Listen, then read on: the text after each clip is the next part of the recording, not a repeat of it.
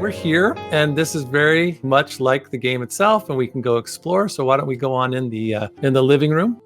One of the things that we just brought to this is that rather than the painting, we have the thank you for our Patreon supporters, who none of this we could do without their support. So we wanted to make sure that we honor them as much and as often as we can.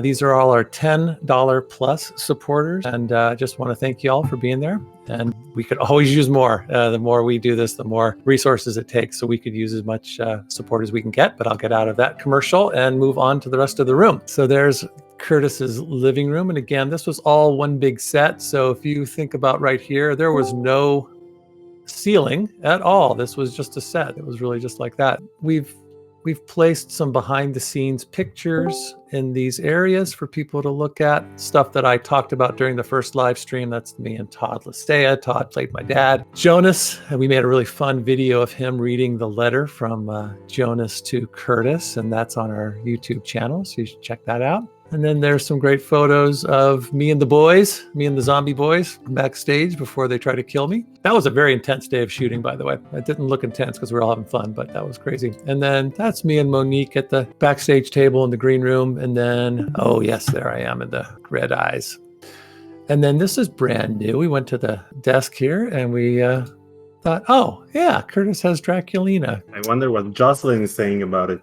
Exactly. One of the things that Daniel and I have been talking about is as we play this game and as we add new content, that we're also sort of creating shrines to the previous content of Conversations with Curtis, so that the more we do, the more we can populate the room, the bookshelf. We talked about making some, Curtis make some phone calls and just kind of continuing this on so that each time we do this, there's more stuff from the Conversations with Curtis live streams as well as new content. So any thoughts about that, Daniel, that we had discussed that you remember?